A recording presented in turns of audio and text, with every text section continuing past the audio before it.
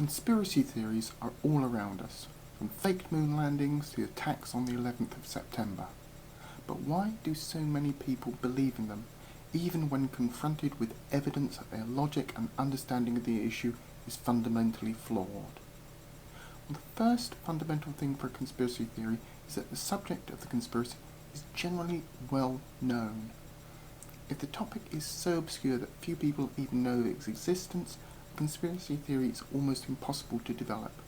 The more well known the theme is, the more people can share ideas about the theories of events, the greater stock of information about the conspiracy appears to grow.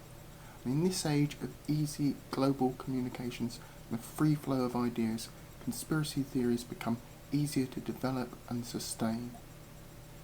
The next thing is that people having or passing on the theory have to have actually a low control over the issue as a whole. The subject might be too vast or too complex or even too distant for individuals to have direct influence on how events progress. Developing conspiracy theory means you now establish a modicum of control over the subject. If you know that people are wandering around in lizard suits, but most others do not, you can explain the control of the theories of why and how the lizard-suited people are doing the various things that they do, and also that they may be deliberately blocking your greater understanding or greater control, and that is why you don't have any control. After that is the issue of time. In order to develop a conspiracy theory or expand upon an existing one, you need time. This time is not only that you have spare time available in your life to ponder the intricacies of the subject, but also you're willing to devote so much of your precious spare time to it. This willingness to spend valuable time on wild theories is often directly related to boredom.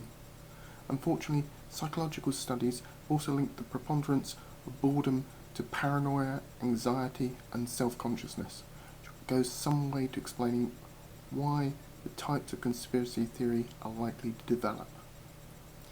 The other thing this means is that an individual believes in one conspiracy theory, they're also likely to believe in others. The chances happen, of course, magnified by a more general loss of control in the environment.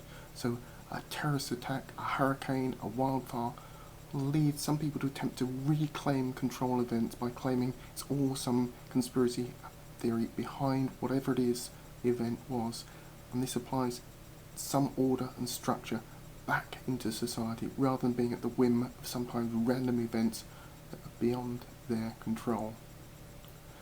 With conspiracy theories also comes what's known as confirmation bias, where the information that demolishes a theory is minimised or ignored, and the information which supports the case is emphasised or maximised, often with the justification that the contrary evidence is labelled as that's just what they want us to believe. Though conspiracy theories are more common now, they have been around for thousands of years. This can be such as blaming the Christians for the burning of Rome by Nero, or even the witch trials. What is certain is that the theories are not just harmless fun, or even one odd individual writing away in a basement, not harming anyone. In one example, South African President Thabo Mbeki banned antiretroviral drugs in the treatment of AIDS because he thought AIDS was directly related to poverty rather than to a virus, and that the pharmaceutical companies had created the whole idea of a virus. And this had led to the premature deaths of thousands of people in South Africa. So how can you actually change someone's mind on a conspiracy theory? Well, actually just labelling it as conspiracy theory doesn't actually impact on someone's belief is it a theory or not. The most likely way to get results is to gradually undermine the actual position. For instance, in the case of the moon landings, you could talk about how long it's been since the moon landings and how many thousands of people were actually involved, and yet no one from the project has ever said they faked it. And the one group of people who would know for sure if it was faked would be likely to gain an awful lot by highlighting any faking by the American government would actually be the Russian government, and yet at no time during the whole of the Cold War did they ever say anything about faking a moon landing by the American government. So that's conspiracy theories and some of the psychology behind them.